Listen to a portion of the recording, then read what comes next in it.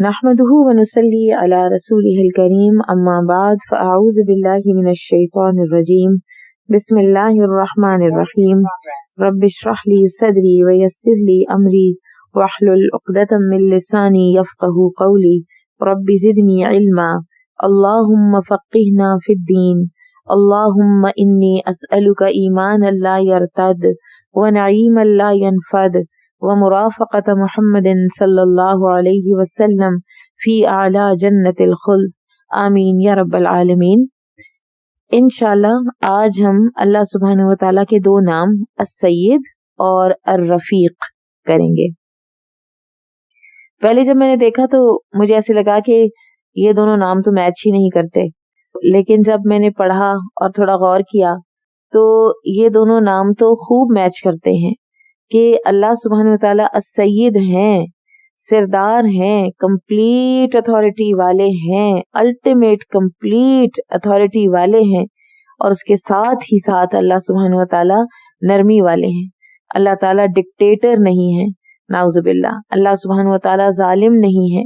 اللہ سبحانہ وتعالیٰ اپنی اتھارٹی کو unnecessarily ایسے تھرو اراؤنڈ نہیں کرتے ہیں صرف یہ دکھانے کے لیے کہ میں اتھارٹیٹیو ہوں یا میرے پاس اتھارٹی ہے تو میں یہ بھی کر سکتا ہوں، میں وہ بھی کر سکتا ہوں، جیسے کہ دنیا کے کوئی ذرا سی بھی عہدے والے، ذرا سی بھی سرداری والے آپے سے باہر بھی ہو جایا کرتے ہیں۔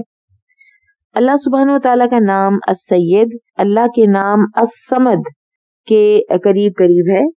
الصمد اور السید کا تقریباً ایک ہی معنی ہے، اور الصمد ہم کر چکے ہیں، آپ کو یاد ہوگا۔ سادہ یسودو سے سید ہے، اور اس کے معنی ہے وہ ہستی کہ جو علل اطلاق ہر چیز کی سردار ہو، اس کی خالق ہو، اس کی مالک ہو، اور ہر چیز اس کی ملکیت میں ہو، ہر چیز اس کے قبضہ قدرت میں ہو۔ پھر اسی طرح سے رب، مالک، کریم، حلیم، اور سب کے لیے یہ سارے جو الفاظ ہیں یہ السید کے معنی کے اندر آتے ہیں۔ انسانوں کے لیے بھی السید کا لفظ استعمال ہوتا ہے اور کیا جا سکتا ہے۔ یہ بھی ایک کوشچن بھی آیا تھا ایک مرتبہ، اور یہ ایک ڈیبیٹ بھی ہے کہ کیا انسانوں کے لیے سید کا لفظ استعمال ہو سکتا ہے؟ تو ہو سکتا ہے، لیکن وہ امپرفیکشن کے لیول پر سید ہوتے ہیں۔ رسول اللہ صلی اللہ علیہ وسلم کے پاس شخص آیا اور اس نے نبی صلی اللہ علیہ وسلم سے عرض کی انت سیدنا، آپ ہمارے سید ہیں، اور آپ صلی اللہ علیہ وسلم نے فرمایا السید اللہ تبارک و تعالی، سید تو اللہ تبارک و تعالی کی ذات ہے۔ تو وہ جو وفد کے لوگ تھے وہ کہتے ہیں کہ ہم نے کہا آپ صلی اللہ علیہ وسلم ہم سے زیادہ افضل ہیں اور طاقتور ہیں، تو آپ صلی اللہ علیہ وسلم نے فرمایا قولوا بقولکم، اپنی بات کرو، جو بھی تم کہنے آئے ہو وہ بات کرو، کہ ولا یستجرینکم الشیطان، کہیں شیطان تم پر قبضہ نہ کر جائے، یعنی اسی چیز میں کہیں آگے نہ بڑھ جاؤ، اپنی بات کرو جس بات کے لیے آئے ہو، اس بحث میں نہ پڑو۔ ایک اور یعنی طریقے سے کہنے کا یہ معنی بھی بن سکتا ہے۔ سیدنا ابن عباس رضی اللہ عنہما اللہ تعالیٰ کے اس فرمان کی تشریح کرتے ہوئے فرماتے ہیں، سورۃ الانعام آیا 164، قل اغیر اللہ ابغی ربا، کیا میں اللہ کے علاوہ کسی اور رب کو تلاش کروں یا کسی اور کو بطور رب تلاش کروں؟ تو وہ کہتے ہیں کہ الہن سیدن، الہ جو ہے وہ سید ہوتا ہے، یعنی ایسا معبود جو سید ہو، اس کے علاوہ میں معبود تلاش نہیں کر سکتا۔ اور یہی معنی اللہ الصمد کا ہے کہ وہ سید جو اپنی سیادت میں کامل ہے، یعنی اللہ کے حق میں جب سید کا لفظ استعمال ہوگا تو اس سے مراد حقیقی سعادت ہے، اور یہ کہ تمام کی تمام مخلوق اللہ تعالیٰ کے بندے ہیں اور اس کے محتاج ہیں، اور اسی کی طرف ان کے سر اٹھتے ہیں، اسی کی طرف وہ رجوع کرتے ہیں، اسی کے احکامات پر وہ عمل کرتے ہیں، اور اسی کے حکم سے قیامت کے دن وہ اپنی قبروں سے اٹھیں گے۔ اور اسی کے اقوال سے، اسی کے احکامات سے لوگ ہدایت پاتے ہیں۔ تو تمام ملائکہ، تمام انسان، تمام جنات اور اس کے علاوہ تمام جتنی بھی غیر عاقل مخلوق ہے، سب کی سب اپنی بقا کے لیے اللہ سبحانہ و تعالیٰ کی محتاج ہے، اور اپنی تخلیق میں بھی اللہ سبحانہ و تعالیٰ کی محتاج ہے۔ لہذا حقیقی سید اللہ سبحانہ و تعالیٰ ہی ہیں، اور یہ اسی کا حق ہے کہ اس کو اس نام سے پکارا جائے۔ اللہ سبحانہ و تعالیٰ کا یہ نام السید قرآن میں نہیں آیا، لیکن حدیث میں وارد ہوا ہے، جیسا کہ یہاں ہم نے پڑھا۔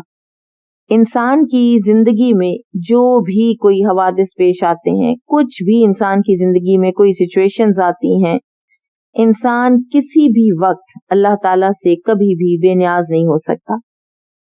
سارے کے سارے انسان کے معاملات اللہ کے ہاتھ میں ہیں، ساری مخلوق اس کی تدبیر کے تابع ہے، وہی دیتا ہے، وہی روکتا ہے، وہی پست کرتا ہے، وہی بلند کرتا ہے۔ ہم اللہ تعالیٰ کے سارے ناموں کو ذہن میں کر لیں جو ہم پڑھ بھی آئے ہیں، وہ الخافض ہے، الرافع ہے، اللہ سبحانہ و تعالیٰ المعز ہیں، المذل ہیں، الحی ہیں، القیوم ہیں، المحیی ہیں، الممیت ہیں۔ پھر اسی طرح سے احکام بھی اللہ تعالیٰ ہی دیتے ہیں، القابض بھی اللہ ہے، الباسط بھی اللہ ہے۔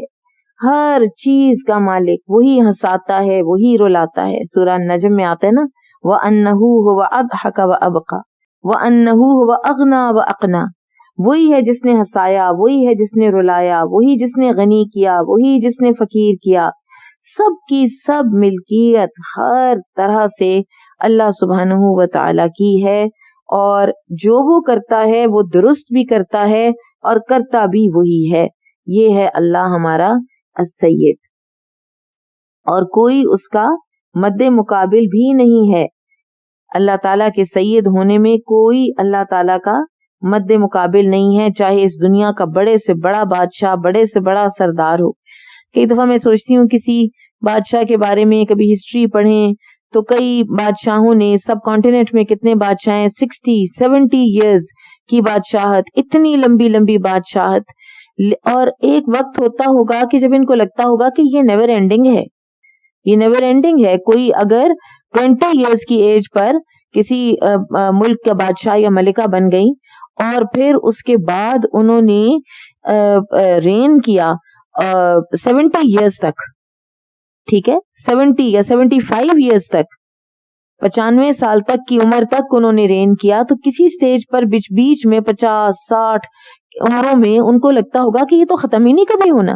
لیکن دیر از این اینڈ، چاہے آپ کی کتنی بھی لمبی عمر ہو جائے، چاہے کتنی طویل آپ کی بادشاہت ہو جائے، دیر از این اینڈ۔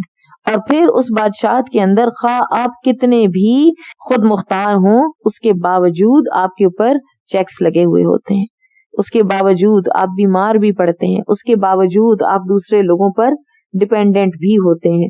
یہ جو آیت ہم نے پڑھی اوپر، قل اغیر اللہ ابغی ربا وہو رب کل شیء، اس آیت کے متعلق ابن جریر رحمہ اللہ فرماتے ہیں کہ اللہ تعالیٰ نے اپنے نبی محمد صلی اللہ علیہ وسلم کے ذریعے ان لوگوں کو پیغام دیا ہے جو بتوں کو رب کے برابر لاتے ہیں اور ان کی عبادت کی دعوت دیتے ہیں اور شیطان کے قدموں کی پیروی کرتے ہیں، جبکہ میں تو صرف اس سید اللہ کی عبادت کرتا ہوں اور اس کی دعوت دیتا ہوں، اور وہی ہر چیز کا مدبر و مصلح ہے، وہی ہر چیز کا سید ہے، میں اسی سے طلب کرتا ہوں، اس کے سوا ہر ایک کو چھوڑ دیتا ہوں۔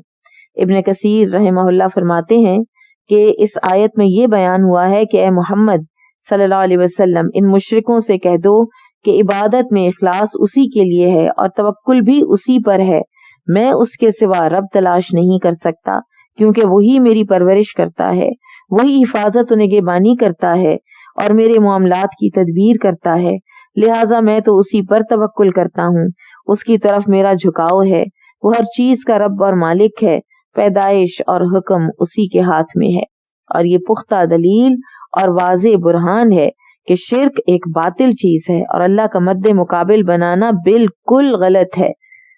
کیسے ایک ناتواں مخلوق کو اس عظیم سید جو خالق ہے، جلیل ہے، رب قدیر ہے، اس کے برابر لا کھڑا کر دیا جائے؟ اللہ تعالیٰ ان کے شرک سے بلند و بالا ہے۔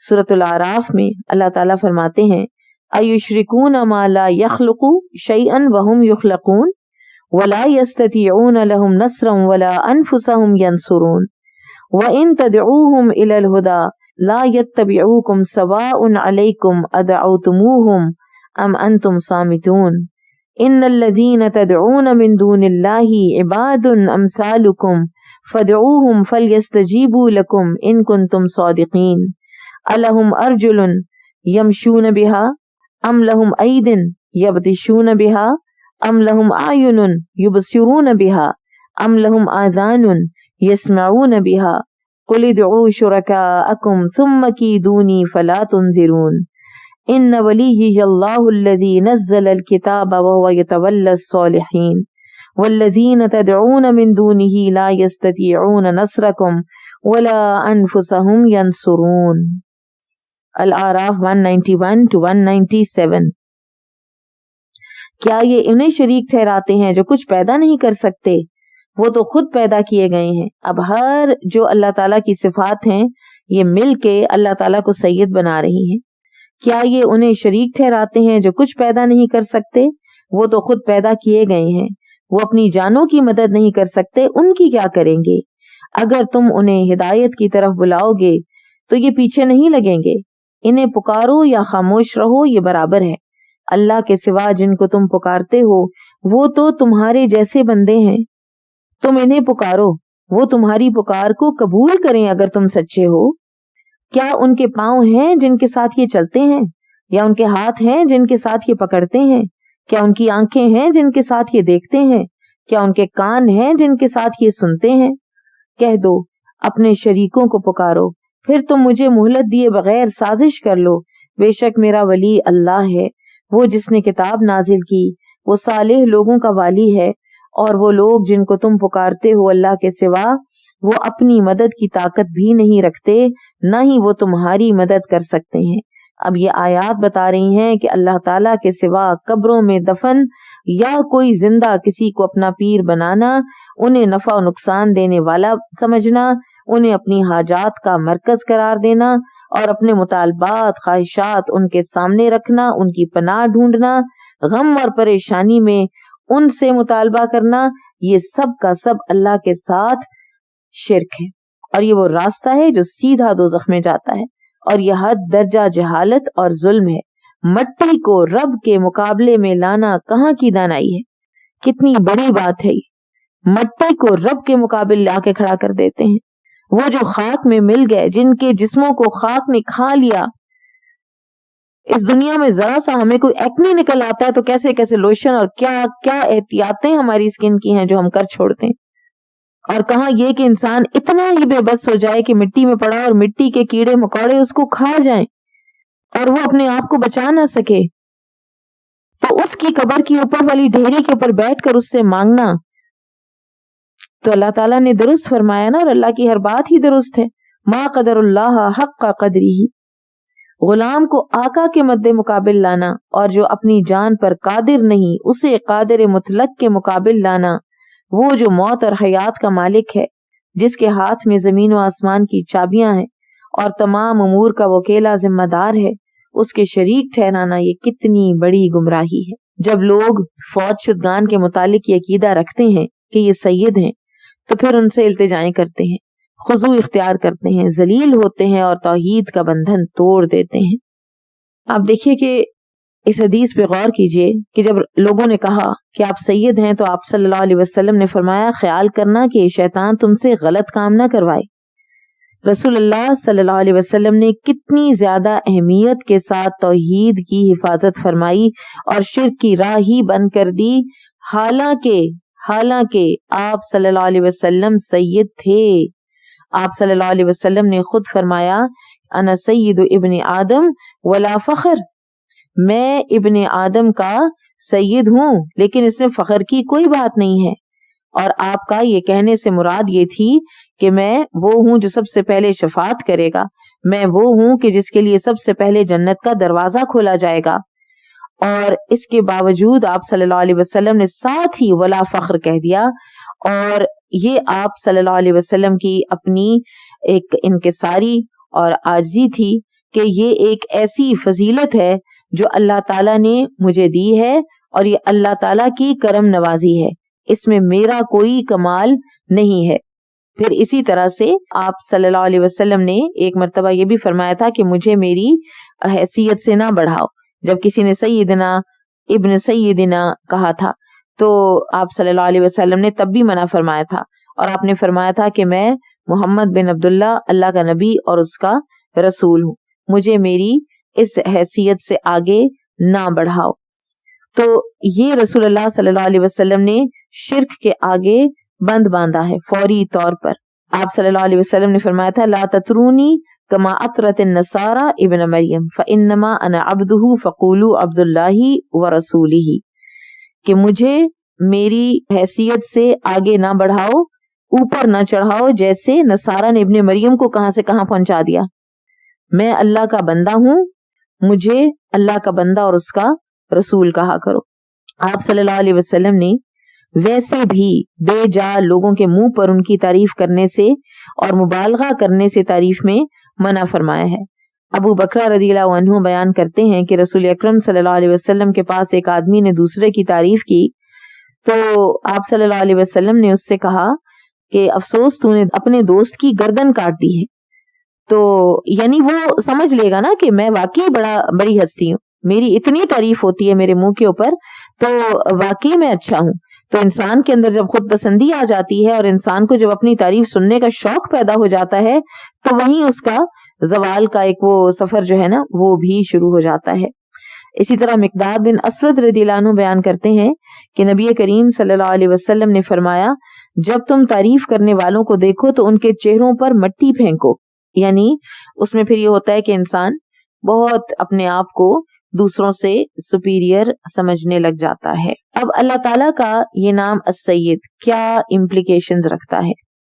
سب سے پہلے تو ہمیں اللہ سبحانہ و تعالیٰ کی ہستی کی معرفت اور ادراک ہوتا ہے کہ اللہ تعالیٰ اپنی ہر صفت میں کامل ہے۔ اللہ تعالیٰ اپنے حلم میں، اپنے عظمت میں، اپنی غنی ہونے میں، اپنے جبار ہونے میں، اپنے عالم ہونے میں، اپنے حکیم ہونے میں، غرض یہ کہ ہر اپنی صفت میں اللہ سبحانہ و تعالی کامل ہے۔ اب ایک اور جو چیز ہے وہ پتہ چلتی ہے ہمیں ان احادیث سے بھی اور دیگر احادیث اور قرآن کی دیگر آیات سے کہ انسانوں کے لیے سید کا لفظ استعمال کیا جا سکتا ہے، جیسے سیدنا محمد صلی اللہ علیہ وسلم، سیدنا عمر، سیدنا ابو بکر، تو ایسا کہنے میں کوئی حرج نہیں ہے۔ اللہ سبحانہ و تعالیٰ نے خود سورہ آل عمران آیا 39 میں یحییٰ ابن زکریا علیہ السلام کے لیے کہا ہے، یحییٰ علیہ السلام کے لیے وَسَيِّدًا وَحَصُورًا وَنَبِيًّا مِّنَ الصَّالِحِينَ، کہ وہ سید تھے اور وہ حصور تھے اور وہ نبی تھے اور وہ صالحین میں سے تھے۔ اور یہاں پر انسان کے لیے سید کا جو لفظ ہے وہ کسی بھی امام فی الخیر کے لیے استعمال ہوتا ہے، جو خیر کا امام ہو یا کسی بھی قبیلے کا امام ہو اس کے لیے، ٹھیک ہے۔ اور عرب کہا کرتے تھے فلان سیدنا، فلاں ہمارا سید ہے، اس سے ان کی مراد ہوتی تھی رئیسنا والذی نعظمہ، کہ ہمارا ہیڈ ہے، ہمارا چیف ہے اور وہ ہے کہ جس کی ہم تعظیم بھی کرتے ہیں۔ پھر یہ جو رسول اللہ صلی اللہ علیہ وسلم نے فرمایا تھا کہ السید اللہ تبارک و تعالی، تو اس میں علماء نے یہ کہا ہے کہ نبی صلی اللہ علیہ وسلم نے یہ ناپسند فرمایا تھا کہ آپ کے منہ پر آپ کی تعریف کی جائے، تو اس لیے آپ صلی اللہ علیہ وسلم نے اپنے آپ کے لیے یہ سید کہلانا جو ہے وہ ناپسند کیا اور منع فرمایا۔ آپ اللہ تعالیٰ کے آگے تواضع اور انکساری کرنے کو پسند فرماتے تھے۔ پھر اسی طرح سے رسول اللہ صلی اللہ علیہ وسلم نے سعد بن معاذ رضی اللہ تعالیٰ عنہ کے لیے بھی یہ لفظ استعمال کیا تھا جب وہ تشریف لائے تھے بنو قریظہ کا فیصلہ کرنے کے لیے اور وہ زخمی تھے، تو آپ صلی اللہ علیہ وسلم نے انصار سے فرمایا تھا قوموا الی سیدکم، اپنے سید کے لیے کھڑے ہو جاؤ، اور اس وقت آپ صلی اللہ علیہ وسلم کا اشارہ سعد بن معاذ رضی اللہ عنہ کے لیے تھا۔ سو اللہ سبحانہ و تعالی ہمیں یہ توفیق عطا فرمائے کہ ہم اللہ تعالیٰ کی درست پہچان کریں، اور واقعی اگر اللہ تعالیٰ کی اللہ کے ناموں سے معرفت ہو جائے اور اللہ ہی کو ہم سید سمجھیں، ہم کسی سے نہ ڈریں. وہ ایک سجدہ جسے تو گراں سمجھتا ہے 1000 سجدوں سے دیتا ہے آدمی کو نجات. اللہ سبحانہ و تعالیٰ کا دوسرا نام جو انشاءاللہ آج ہم کریں گے وہ ہے الرفیق. اور رفیق یہ نام بھی اللہ تعالیٰ کا آیا ہے سنت میں، یہ نام بھی حدیث میں ہے، قرآن میں یہ نام نہیں ہے. اور اسی سے ہمیں یہ پتہ چلتا ہے کہ حدیث کی اہمیت کتنی ہے. اللہ تعالیٰ کی معرفت کے لیے بھی حدیث کی کتنی اہمیت ہے. رفیق رفق سے ہے، رافاقہ، اور اس میں نرمی کا مفہوم شامل ہے. کوہنی کو مرافق کہا جاتا ہے، یعنی ایک ایسی چیز ہے یہ کوہنی. اس وقت بھی ٹیبل کے اوپر میں نے ایسے کوہنی سے ہی ٹیک لگائی ہوئی ہے، تو یہ انسان کے لیے آسانی پیدا کرتی ہے، اس لیے اس کے لیے یہ لفظ استعمال ہوتا ہے مرافق. انسان کے لیے آسانی پیدا کرتی ہے. سیدہ عائشہ رضی اللہ تعالی عنہا بیان کرتی ہیں کہ یہود کا ایک گروہ نبی اکرم صلی اللہ علیہ وسلم کے پاس آیا اور اجازت طلب کی، اور آتے ہی کہنے لگا السلام علیک، تم پر موت ہو. اور یہ ان کا وہی طریقہ، حتتن کو حنتتن بنا دینا، لفظ کو بدل دینا، اور پھر کہنا نہیں ہم تو کچھ بھی نہیں کر رہے تھے. تو عائشہ رضی اللہ تعالی عنہا نے واپسی جواب دیا کہ بلکہ تم پر موت ہو اور لعنت ہو. ان کو برا لگا، ان کو غصہ آیا، تو آپ صلی اللہ علیہ وسلم نے فرمایا عائشہ ان اللہ رفیق یحب الرفق فی الامر کلہ، بے شک اللہ تعالیٰ نرمی والا ہے اور ہر معاملے میں نرمی کو پسند کرتا ہے. تو عائشہ رضی اللہ تعالی عنہا فرماتی ہیں کہ میں نے کہا کہ یا رسول اللہ صلی اللہ علیہ وسلم آپ نے نہیں سنا کہ انہوں نے کیا کہا؟ تو آپ صلی اللہ علیہ وسلم نے فرمایا میں نے بھی تو علیکم کہہ دیا ہے، یعنی جو انہوں نے مجھ پہ ڈالا وہی ان پر، اور میری بات ان کے حق میں قبول ہوگی جبکہ ان کی بات میرے حق میں قبول نہیں ہوگی. اسی طرح سے عائشہ رضی اللہ عنہا ہی سے روایت ہے کہ رسول اکرم صلی اللہ علیہ وسلم نے فرمایا اے عائشہ ان اللہ رفیق یحب الرفق ویعطی علی الرفق ما لا یعطی علی العنف. اللہ رفیق ہے، نرم ہے، نرمی کو پسند کرتا ہے، اور نرمی اپنانے پر وہ کچھ نوازتا ہے جو سختی اپنانے پر نہیں نوازتا. اور اس میں بھی یہ بات یاد رہنی چاہیے کہ جس طرح سے الحیی کی صفت ہم نے پچھلی مرتبہ پڑھی تھی کہ اللہ حیا والا ہے، تو اسی طرح سے اللہ تعالیٰ کی نرمی بھی کسی کمزوری کی بنیاد پر نہیں ہے. اللہ تعالیٰ کی نرمی انتہائی بڑے پن کی ایک دلیل ہے، اور اللہ سے بڑا کون ہوگا، اللہ سے اعظم اور اللہ سے اکبر کون ہوگا. اور یہ اللہ تعالیٰ کی نرمیوں میں سے ہے کہ اللہ تعالیٰ نے ہمیں انسان بنایا، ہمیں احسن تقویم بنایا، ہمارے لیے شریعت جب نازل کی تو اس کو تدریج سے نازل کیا، پھر شریعت میں آسانیاں رکھیں، یرید اللہ بکم اليسر ولا یرید بکم العسر وَلِتُكْمِلُوا الْعِدَّةَ وَلِتُكَبِّرُوا اللَّهَ عَلَى مَا هَدَاكُمْ. اللہ تمہارے لیے آسانی چاہتا ہے، تمہارے لیے مشکل نہیں چاہتا. اور اسی طرح سے فرمایا کہ وَمَا جَعَلَ عَلَيْكُمْ فِي الدِّينِ مِنْ حَرَجٍ، اللہ نے تمہارے لیے دین میں کوئی تنگی نہیں رکھی. اور اسی طرح اسلام کا یہ جو اصول ہے اذا ضاق الامر اتسع، جب سختی آنے لگتی ہے تو اسی وقت وسعت دے دی جاتی ہے. اور المشقت تجلب التیسیر، یہ ساری جو اسلام کا مزاج ہے کہ مشقت جو ہے وہ تیسیر لے آتی ہے، آسانی لے آتی ہے، یہ سارا اسلام کا مزاج اللہ تعالیٰ اللہ سبحانہ و تعالیٰ کے الرفیق ہونے کی دلیل ہے. پھر اللہ تعالیٰ کے الرفیق ہونے کی یہ دلیل ہے کہ اللہ سبحانہ و تعالیٰ اپنے بندوں کو فوراً پکڑتا نہیں ہے. پھر اسی طرح سے تمام امور میں اللہ تعالیٰ نے جو تدریج رکھی، آپ دیکھیں کہ رات کے بعد جو دن آتا ہے وہ کتنا سٹل طریقے سے آتا ہے، یہ بھی اللہ تعالیٰ کے رحمت کی ایک دلیل ہے اور نرمی کی ایک دلیل ہے کہ ایک دم اندھیرا اور ایک دم روشنی ہوتی تو ہماری طبیعت کے اوپر گراں گزرتی. اور کہتے ہیں کہ العنف، جو حدیث میں یہ لفظ ہے نا العنف، یہی ضد ہے رفق کی. اور عنف کا مطلب ہوتا ہے کسی بھی چیز کو شدت اور جلد بازی سے لے لینا، کسی بھی کام کو شدت اور جلد بازی سے परफॉर्म करना, ये अनफ कहलाता है. اور قرطبی کہتے ہیں کہ رفیق کا معنی ہے الکثیر الرفق، بہت نرمی والا اور سہولت دینے والا، لینینس کرنے والا. سیدہ عائشہ رضی اللہ تعالیٰ عنہ فرماتی ہیں کہ نبی صلی اللہ علیہ وسلم کا جب وفات کا وقت تھا تو اس وقت آپ صلی اللہ علیہ وسلم کا میں نے سنا آپ فرما رہے تھے اللہم اغفر لی وارحمنی والحقنی بالرفیق الاعلی. ابن القیم اپنے قصیدہ نونیہ میں کہتے ہیں وَهُوَ الرَّفِيقُ يُحِبُّ أَهْلَ الرِّفْقِ بل يُعْتِيهِمُ بِالرِّفْقِ فَوْقَ أَمَانِي. اللہ رفیق ہے اور اہل الرفق یعنی نرمی والوں کو پسند کرتا ہے اور ان کو ان کی نرمی کے بدلے میں ان کی امیدوں سے کہیں بڑھ کر اللہ سبحانہ و تعالی دیتے ہیں. حسن البصری رحمہ اللہ فرماتے ہیں کہ نبی اکرم صلی اللہ علیہ وسلم کے صحابہ کہا کرتے تھے تمام تعریفات اس اللہ کے لیے ہیں جو رفیق ہے. اگر وہ مخلوق کو دائمی جامد بنا دیتا اور اس میں تبدیلیاں رونما نہ کرتا تو اللہ میں شک کرنے والا کہتا اگر وہ اس مخلوق کا رب ہوتا تو وہ اس میں تبدیلیاں پیدا کرتا.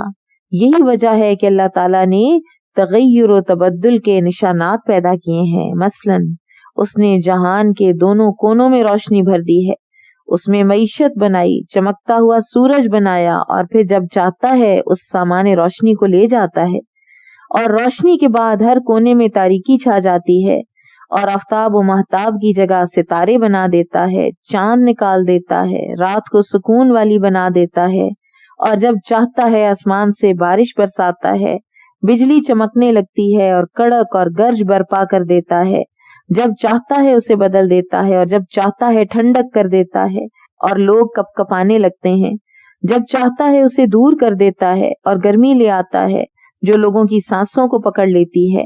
یہ اس لیے تغیر و تبدل کر رہا ہے کہ لوگوں کو علم ہو جائے کہ ان کا ایک رب ہے جو حادثات پیدا کر رہا ہے، جب چاہے گا دنیا کی انتہا کر دے گا اور آخرت بھی لے آئے گا.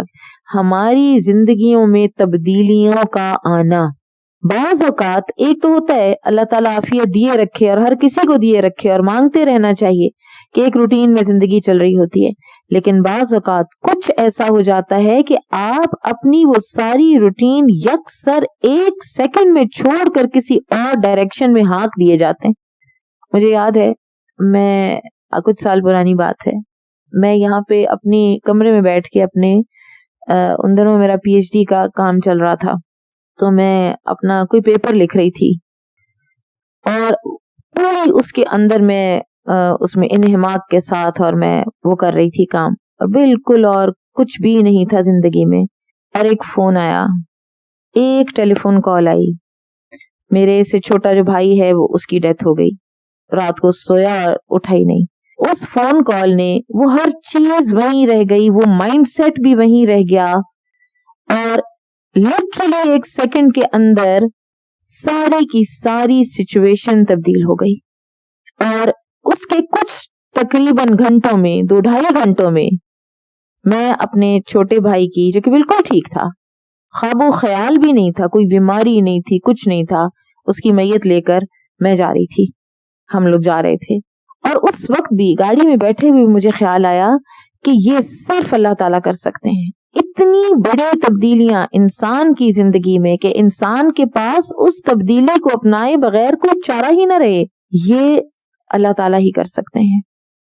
تو یہ جو رائٹر ہے نا عبد الرزاق البدر، الشیخ عبد الرزاق البدر، جن کی یہ کتاب ہے اور بڑی ہی خوبصورت کتاب ہے جو ہم نے پڑھی ہے، یہ کہتے ہیں کہ یہ جو دنیا میں تبدیلیاں آتی ہیں ہماری زندگیوں میں، ہمارے حالات میں، یہ سیزنز میں، یہ دن اور رات، ہر چیز، موسم، ہر چیز جو بدلتی، یہ اللہ تعالیٰ کے الرفیق ہونے کی علامت ہے.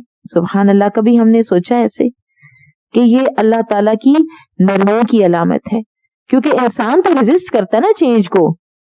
انسان جیسے ایک چیز کا عادی ہو جاتا ہے وہ اس کو ریزسٹ کرتا ہے، یہ اللہ ہی ہے جو کروا جاتا ہے ہر چیز انسان سے.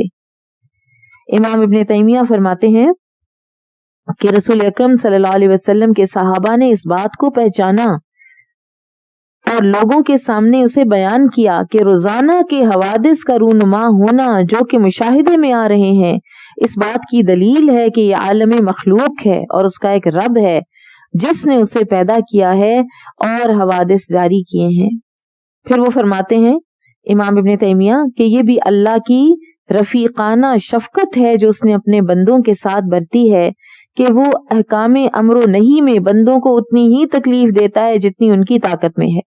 یعنی اگر آپ وضو کر سکتے ہیں تو کر لیں، آپ بیمار ہیں یا آپ سفر میں ہیں اور پانی نہیں ہے تو آپ مٹی کے ساتھ تیمم بھی کر سکتے ہیں۔ آپ روزہ رکھیں گے، آپ بیمار ہیں یا سفر میں ہیں تو آپ روزہ چھوڑ سکتے ہیں اور آپ بعد میں ان روزوں کو کمپلیٹ کریں گے۔ یہ اللہ تعالیٰ کے الرفیق ہونے کی ہی علامات ہیں۔ یہ اللہ تعالیٰ کی رفق و رحمت ہے کہ اپنے بندوں کو مارجن دیتا ہے، اپنے بندوں کو کسی قسم کی تکلیف نہیں آنے دیتا۔ لا یکلف اللہ نفسا الا وسعها۔ پھر فوری طور پر اپنے آپ کو خطاؤں میں آلودہ کرنے والوں کو فوری طور پر نہیں پکڑتا، فوراً سزا نہیں دیتا کہ شاید یہ لوٹ آئیں۔ سورہ کہف میں اللہ تعالیٰ فرماتے ہیں آیا 58 میں وَرَبُّكَ الْغَفُورُ ذُو الرَّحْمَةِ لَوْ يُؤَاخِذُهُم بِمَا كَسَبُوا لَعَجَّلَ لَهُمُ الْعَذَابَ بَل لَّهُم مَّوْعِدٌ لَّن يَجِدُوا مِن دُونِهِ مَوْئِلًا۔ اور تمہارا پروردگار بخشنے والا صاحب رحمت ہے، اگر وہ ان کے کرتوتوں پر ان کو پکڑنے لگے تو ان پر جھٹ عذاب بھیج دے، مگر ان کے لیے ایک وقت مقرر کر رکھا ہے کہ اس کے عذاب سے کوئی پناہ کی جگہ نہ پائیں گے۔ اور پھر فرمایا سورہ النحل آیا 61 میں وَلَوْ يُؤَاخِذُ اللَّهُ النَّاسَ بِظُلْمِهِمْ مَا تَرَكَ عَلَيْهَا مِن دَابَّةٍ وَلَكِن يُؤَخِّرُهُمْ إِلَى أَجَلٍ مُّسَمًّى فَإِذَا جَاءَ أَجَلُهُمْ لَا يَسْتَأْخِرُونَ سَاعَةً وَلَا يَسْتَقْدِمُونَ۔ اور اگر اللہ لوگوں کو ان کے ظلم کے باعث پکڑنے لگے تو ایک جاندار کو بھی زمین پر نہ چھوڑے، اتنے گناہگار ہیں ہم، لیکن ان کو ایک وقت مقرر تک مہلت دیے جاتا ہے، اور جب وہ وقت آ جاتا ہے تو پھر ایک گھڑی نہ پیچھے رہ سکتے ہیں نہ آگے بڑھ سکتے ہیں۔ یعنی اللہ مہلت دیتا ہے، اگر ان کے اعمال کی وجہ سے گرفت میں فوراً لیتا تو ایک گھڑی بھر کی مہلت اور 1 انچ بھی جائے پناہ نہ ملتی۔ وہ اتنا حلیم ہے اور اتنا رفیق ہے کہ جلدی سزا نہیں دیتا، اس نے جلدی سزا نہیں دی، اور یہ بھی اس کی رفق اور نرمی ہے کہ دین کو اس نے آسان بنایا، یہ بات پہلے ہو چکی ہے۔ اور پھر اسی طرح سے اللہ تعالیٰ اپنے تمام امور میں رفق اور نرمی والا ہے۔ عجلت، تیز روی، بے جا دیدہ دلیری، جلد بازی، یہ سب شیطان کے وتیرے ہیں۔ اللہ سبحانہ و تعالیٰ ہی کا بتایا ہوا طریقہ درست ہے اور اسی کو ہمیں بھی اپنانا چاہیے۔ جو شیطان کا طریقہ اپنائے گا وہ خائب و خاسر ہوگا۔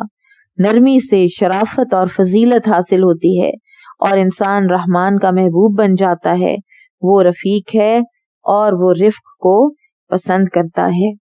ایک حدیث میں نبی اکرم صلی اللہ علیہ وسلم نے نرمی کی ترغیب دیتے ہوئے فرمایا ان الرفق لا يكون في شيء الا زانه ولا ينزع من شيء الا شانه۔ نرمی جس شے میں پیدا ہو جائے اسے مزین کر دیتی ہے اور جس سے اسے نکال دیا جائے وہ بدصورت ہو جاتی ہے۔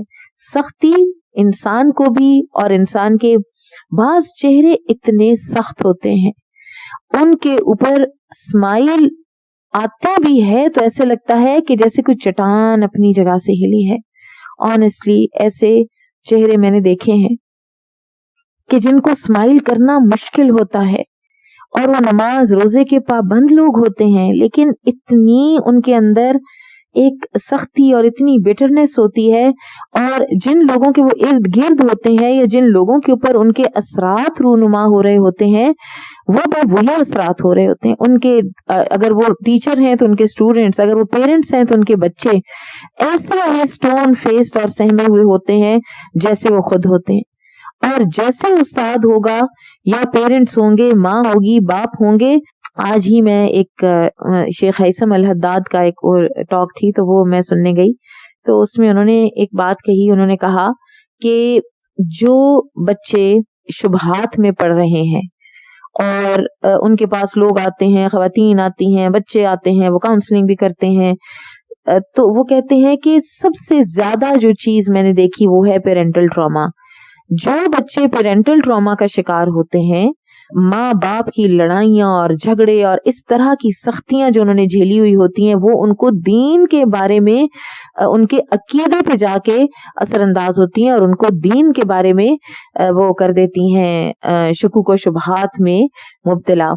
تو کہتے ہیں کہ ایک لڑکی تھی کہ جس کے والد کو سمجھایا کہ آپ اپنی بچی جو ہے نا، اگر آپ اس کو پروٹیکٹ کرنا چاہتے ہیں نا اس زمانے کے اس سارے دنیا میں جو کچھ وائسز ہیں ان سے، تو آپ اس سے نرمی کریں، محبت کریں، پیار کریں بچی کو۔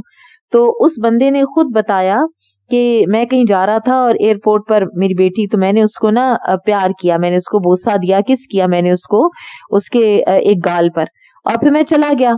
اور وہ بچی اس سے اتنی وہ ہوئی افیکٹ، کیونکہ یہ بندہ جو ہے یہ بھی چاہتا تھا کہ میری بیٹی نماز پڑھے اور اس طرح سے، تو اس کا دل مائل ہوا اپنے باپ کے کہنے کی طرف کہ یہ مجھے کہتے ہیں کہ نماز پڑھو۔ تو پھر اس نے مجھے فون کیا اور اس نے کہا کہ میں نماز پڑھنا چاہتی ہوں، میں وضو بھی کرنا چاہتی ہوں، میں اپنا، لیکن میں وہ فیس واش کروں گی تو وہ جگہ پہ واش ہو جائے گی ویئر یو کسڈ می۔ اتنا افیکٹ ہوتا ہے۔ اور کس طرح سے اللہ کے رسول صلی اللہ علیہ وسلم بچوں کے ساتھ تھے، کس طرح اپنے خدمتگاروں کے ساتھ تھے، پوچھا کرتے تھے کچھ چاہیے تو نہیں، تمہارا کوئی مسئلہ تو نہیں، تمہاری کوئی ضرورت تو نہیں۔ بچوں کے ساتھ کس طرح تھے، ان کے گال تھپ تھپاتے، ان کے ساتھ فزیکلی کھیلتے تھے، انہیں پیار کرتے تھے، اور کسی چیز میں اس طرح کی چیز میں آپ صلی اللہ علیہ وسلم آر محسوس نہیں کرتے تھے۔ پھر اسی طرح سے آپ صلی اللہ علیہ وسلم نے فرمایا میں یحرم الرفق یحرم الخیر، جو نرمی سے محروم ہوا وہ خیر سے محروم ہو گیا۔ اس لیے کہ جو رفق ہے نا، اس کا عربی لغت میں معنی ہے ارادۃ النفع والخیر للغیر، کسی غیر کے لیے نفع اور خیر کا ارادہ کرنا، اسے کوئی نفع پہنچانے کا ارادہ کرنا۔ اسی طرح عائشہ رضی اللہ تعالیٰ عنہ فرماتی ہیں کہ نبی صلی اللہ علیہ وسلم نے فرمایا جسے نرمی کا کچھ حصہ ملا اسے دنیا اور آخرت کی ایک بہتری ملی۔ حسن خلق اور حسن ہمسائیگی یہ گھروں کو آباد رکھتے ہیں اور عمروں میں اضافہ کرتے ہیں۔ حسن خلق اور اچھی ہمسائیگی، اور آج ہمیں پتہ ہی نہیں ہوتا کہ ہمارے ساتھ والے گھر میں کون ہے یا اس کے حقوق کیا ہیں۔ ہمارے نبی صلی اللہ علیہ وسلم لوگوں کے ساتھ نہایت درجہ نرم تھے۔ آپ صلی اللہ علیہ وسلم کی سنتوں میں نرمی کے بے شمار شواہد ہیں، اور آپ صلی اللہ علیہ وسلم کے حلم کے دلائل اور دور اندیشی کے معاملات آپ صلی اللہ علیہ وسلم کی سیرت طیبہ میں حد درجہ واضح ہیں۔ اتنی دلکش مثالیں ہیں جن سے نرمی کا وصف نمایاں نظر آتا ہے، اور آپ صلی اللہ علیہ وسلم کی نرمی کی اللہ تعالیٰ نے خود قرآن حکیم میں تعریف کی کہ یہ اللہ تعالیٰ کی فَبِمَا رَحْمَةٍ مِّنَ اللَّهِ لِنْتَ لَهُمْ وَلَوْ كُنْتَ فَظًّا غَلِيظَ الْقَلْبِ لَانفَضُّوا مِنْ حَوْلِكَ۔ یہ اللہ تعالیٰ کی رحمت ہے نبی کہ آپ ان کے لیے نرم واقع ہوئے ہیں، اور اگر آپ سخت دل اور سخت خو ہوتے تو یہ لوگ آپ کے پاس سے منتشر ہو گئے ہوتے۔ آپ صلی اللہ علیہ وسلم کے سامنے ایک بدو نے مسجد میں پیشاب کیا، صحابہ اسے روکنے اور ڈانٹنے اٹھے تو آپ نے فرمایا کہ اب اس کو ایک دفعہ جو وہ کام شروع کر چکا ہے اس کو ختم کر لینے دو۔ جب وہ فارغ ہوا تو اسے بلایا اور اسے سمجھایا کہ یہ مساجد اس طرح کے کاموں کے لیے نہیں ہے، یہ تو ذکر الہی، نماز اور قرآن کی تلاوت کے لیے ہیں۔ اور پھر صحابہ سے کہا کہ اس پر پانی کا ڈول بہا دو، تم آسانی والے بنا کر بھیجے گئے ہو، تنگی کرنے والے بنا کر نہیں بھیجے گئے۔ ہمارا رب رفیق ہے، رفق اور نرمی کو پسند کرتا ہے، ہمارا دین آسان ہے، اور ہمارے نبی صلی اللہ علیہ وسلم نرمی والوں کے امام ہیں۔ ہماری ذمہ داری ہے کہ ہم اپنے ہر معاملے کو رفق و نرمی سے آراستہ کریں۔ اللہ وحدہ لا شریک ہی اس کی توفیق بھی ہمیں دینے والا ہے۔ بارک اللہ فیکم، سبحانک اللہم و بحمدک، اشہد ان لا الہ الا انت، استغفرک و اتوب الیک۔ السلام علیکم ورحمۃ اللہ وبرکاتہ۔